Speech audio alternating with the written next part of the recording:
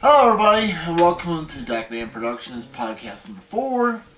And this podcast, I will be following up with what happened and on the Kanye Rail and the updates there. And then I will get into showing you my second rail, or my second layout, which is my traditional trains. So first, let me just say, for those of you who are subscribed or consider subscribing to my channel, I made a couple different improvements.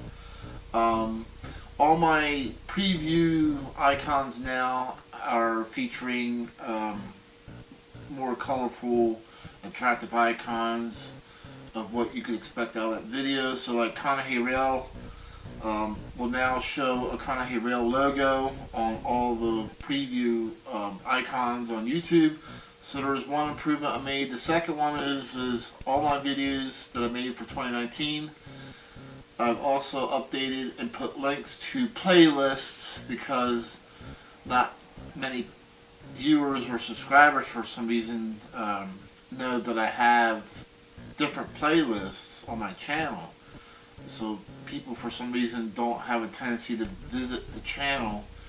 They just like to watch the individual videos. So look in the comments of the video if you like one of my videos and you like it. In the comments there'll be a link to take you to a playlist where similar videos that you liked are posted. My playlist consists of a separate playlist for G-scale trains. There is a separate playlist for O-gauge trains. So I keep that all separated. And so for those who are only interested in G-scale, they can do that. For those only interested in O-gauge, you can do that. So hopefully those improvements are something that you guys like. Also appreciated all the nice comments that I've gotten on all my videos. Also, for those of you wondering, no, I have not got out of going to train shows. I'm still doing train shows. It's just that when I'm not going to train shows, or if there's a span of time in between train shows, I like to feature my own layout or my own trains and what I'm doing. And some people like that because I do reviews, I do how-tos, I've done a couple different things that people have actually learned from. So you'll find all that on my channel. The next thing is Kanye Rail.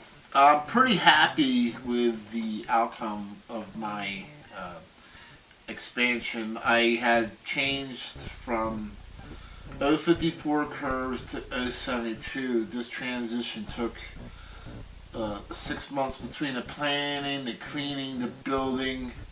I still have detail work to do, but for the most part I am up and running on 072.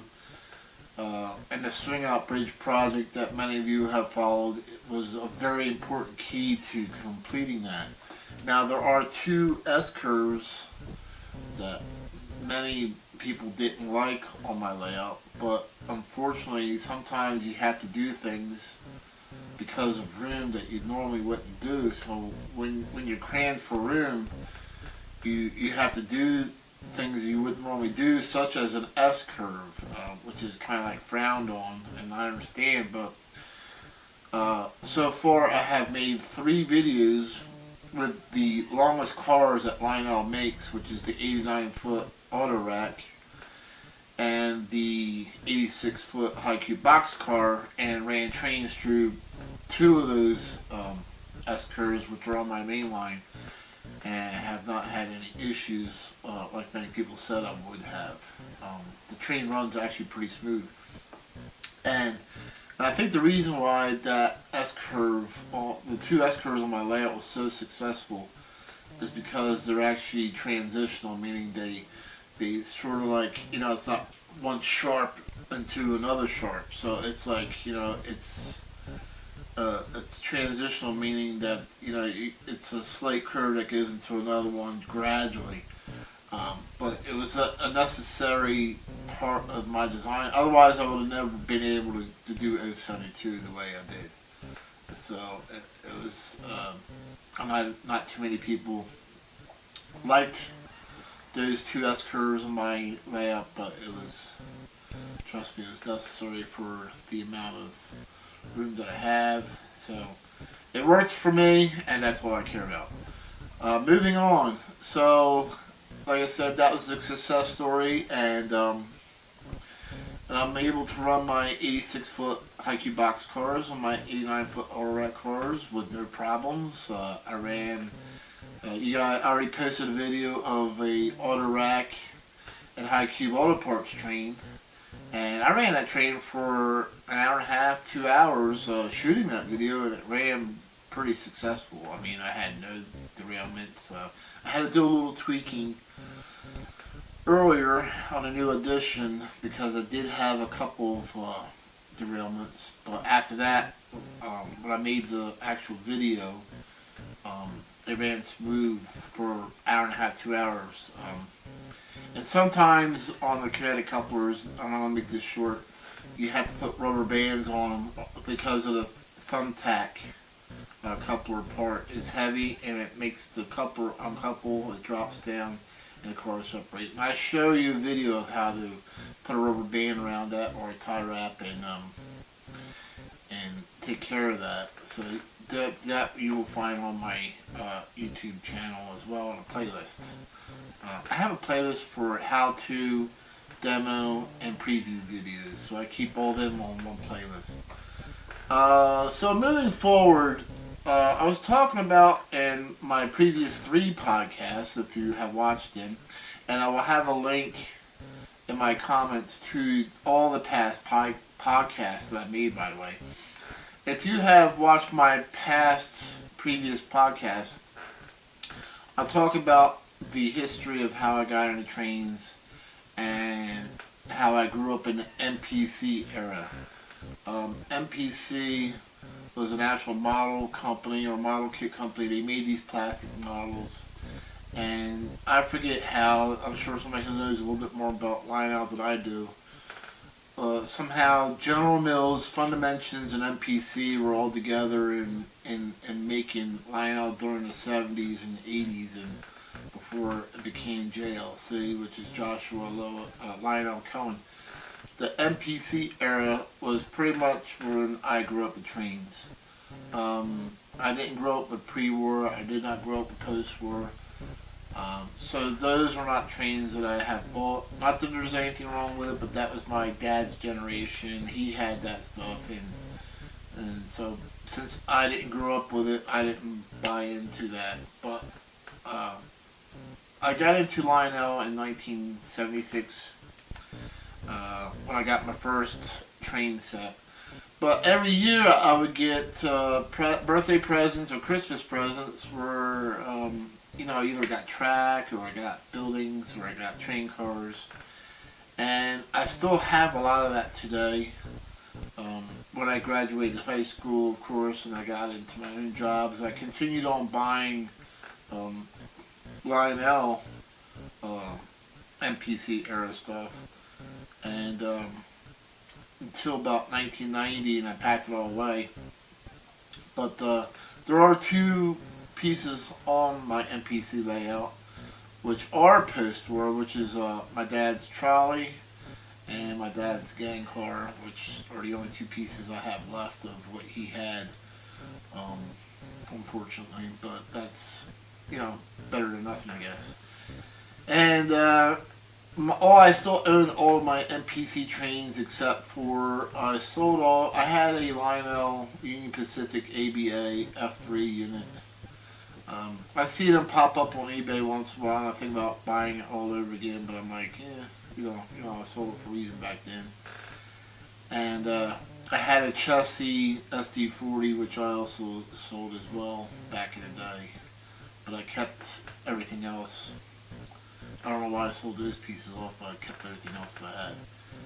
So, as we last left off, I have 2 layouts. I have Conahay Rail, which everybody knows. That's my high rail layout, which features all scale trains. Meaning, everything on that layout is true 1/48 scale.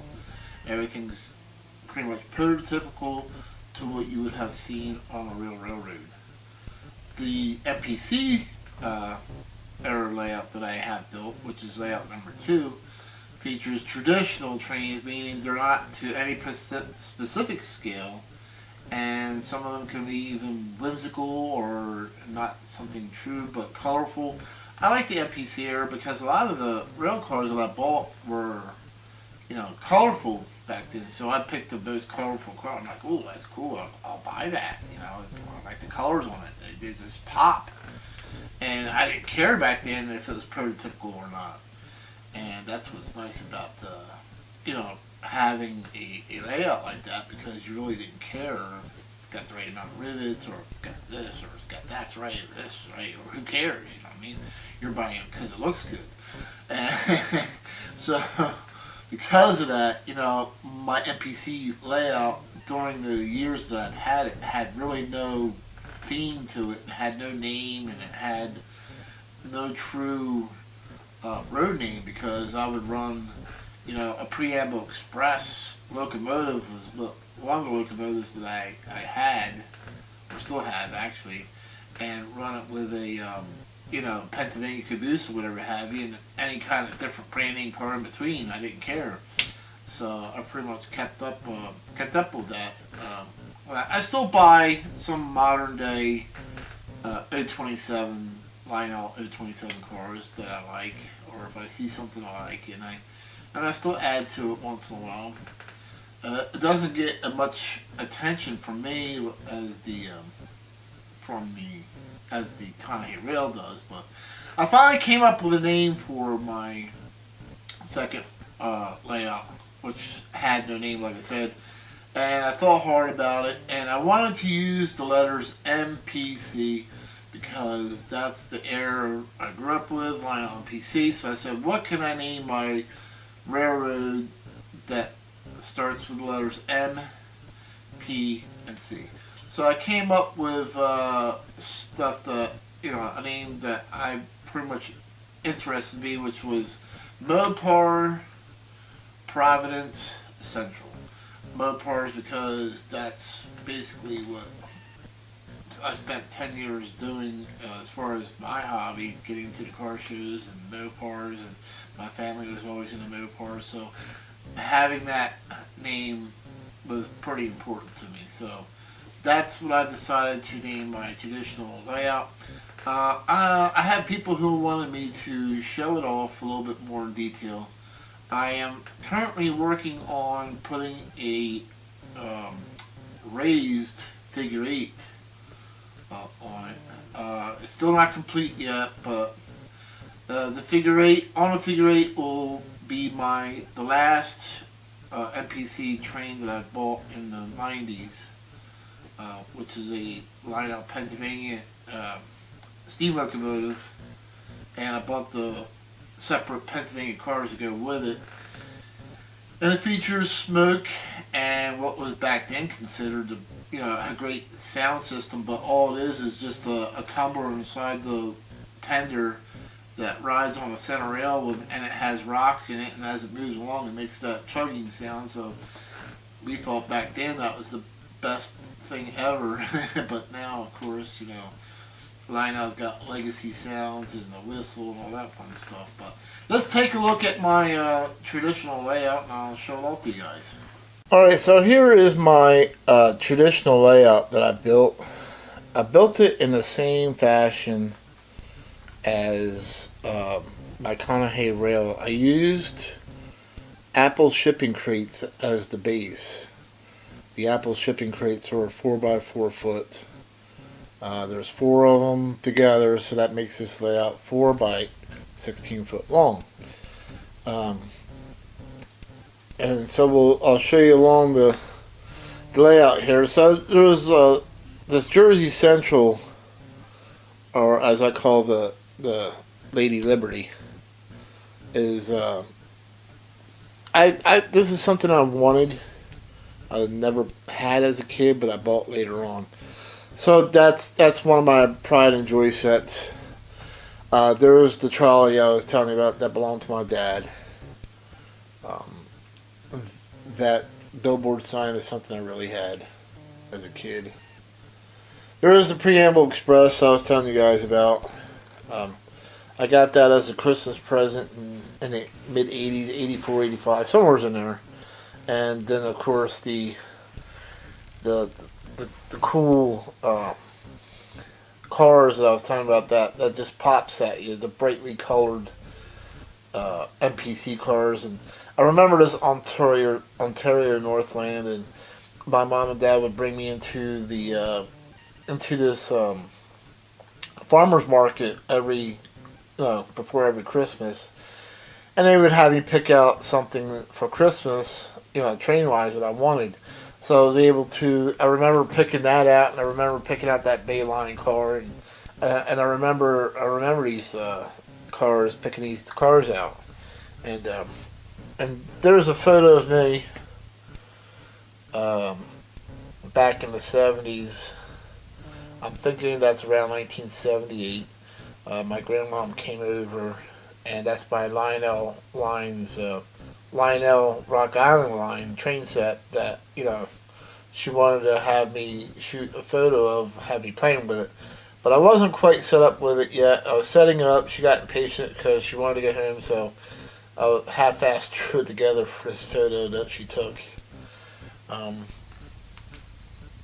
Then we go down the lines here. So there's the elevated figure 8 that I'm working on currently, and I wanted my MPC layout to feature operated accessories that you would see on a typical traditional MPC layout. So I have a couple of sections of operating track. One for the milk car, and then I got a coal dump car or a log dump car. So I got several operating cars that I like to work, and then there's the controls for them there, and I mark each one with what it does and so forth and so on.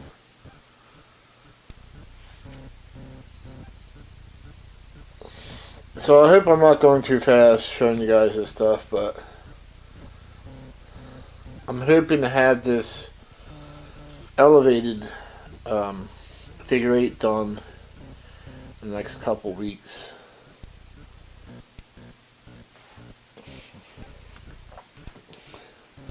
Those are Lionel kits that I built when I was a kid. I remember getting them, putting them together. I stored them away and for a short while, and then when I built this layout, I believe it was like 2017, I built all this. I got them back out and put them back in again, put them back on display, and there's my Lionel operating log card I was telling you guys about. So I wanted this layout to have operating features, and sort of like being almost like a Lionel MPC Era demo layout is what I guess I'm trying to create. So pretty much like you would see in a museum, with your post-war stuff. Remember back in the day, Lionel would have official displays showing you all the accessories and the different trains and stuff like that. That's what I'm trying to create here is just the MPC Era layout that you would maybe perhaps Lionel would have done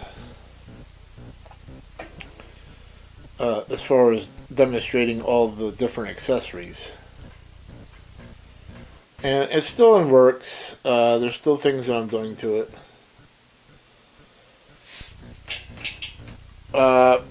Sometimes with the trestles, you just don't have room for trestles. So a lot of people will take 1-inch dowels and then put them on either glue or nail it onto a piece of plywood and then screw the track down to the plywood. This is for areas where your trestle would not fit. But I'm trying to traditionally wise, use trestles everywhere that I can. And so I'm trying to keep up with tradition as much as I can.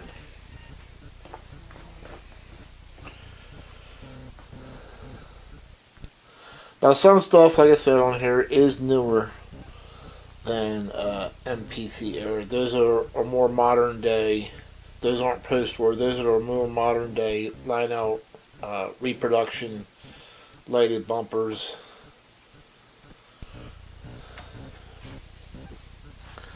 That's my horn shed, diesel horn shed. So that's battery operated. So like I said, this layout's still in progress yet.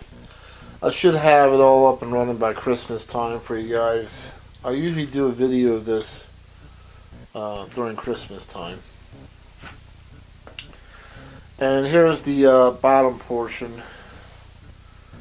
Now, one of the things I wanted to include on this layout, since I was using apple crates, I wanted to create a storage area, so I'll show you that. So, what do you do with all those empty boxes? So, you have the hole underneath of this layout for all kinds of storage. And so I created doors, I put in lighting, so you can actually go in here and throw all your boxes in there and so forth and so on. As you can see, I didn't get fancy because once you close the door, nobody's going to see how ugly it is in there anyway. There's my Conrail, Lionel Conrail 1987 limited set that I've always wanted. I keep it on display more than I run it, but that is something I always wanted. That is standard O instead of traditional. So that was Lionel's. This set was Lionel's first attempt at standard O or becoming 148 scale. They've done other sets like the chassis set I was explaining to you about. That came with yellow chassis, 2-bay covered ACF hoppers. So we'll sort of get like an aerial view here of my MPC layout. And once again, welcome to Mopar Providence Central. That's what I finally named this layout. There are people who did not like MPC because they basically said it was plastic junk. But it's kind of funny how all my MPC trains are still up and running many years later. So they might have been plastic, but definitely not junk. And I've been pretty happy with my MPC trains. It may not be for everybody, but I noticed there's been a increase in interest in the MPC Era. And for those of you who are shopping for reasonably priced trains, you can buy MPC Era trains pretty cheap. Box cars, reefers, and stuff like that. Sometimes you can pick the MPC Era trains up, train cars up for $15 a piece, $10 a piece, depending on what it is. If you're not too picky about, the condition of the box, whatever have you. So I'm using traditional transformers to power my MPC layout. I'm using a ZW. That's a 4-channel ZW there, 250 watt. And then that power pack is just to power up my, that's out of a starter set. But that's just to power up the remote track, and that's all that does. I need to add one more transformer. I'll probably buy like an old 1099 or something like that, TW, or for my elevated figure 8 that I'm putting in. So I hope for those of you who enjoy more traditional stuff or are liking what you're seeing, like I said, I have a tendency to work more on the kind of hay rail than I do on the MPC. Usually around Christmas, Thanksgiving time, I get the MPC fever because when I was growing up, I was not allowed to have my trains up all year round. So I was only allowed to have them up from the day after Thanksgiving and until New Year's Eve. And then my parents would have a party on New Year's Eve, and I would have to put my trains away, and that was it for a whole nother year. I didn't get to have a permanent display until about 84, 85. And then, I kept it in my room on the floor. And at that point in time, I had it out all the time. So hopefully my next video of this, it will have the figure 8 up and running, and I will show you the other stuff running as well. I hope you enjoyed watching this or video along with me. I'm making progress with it, but like I said, most of my focus is on working on this is right around Thanksgiving to Christmas time is when I focus really on working on this layout.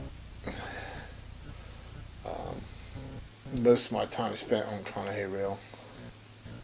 So thanks for watching, and we'll catch you guys later.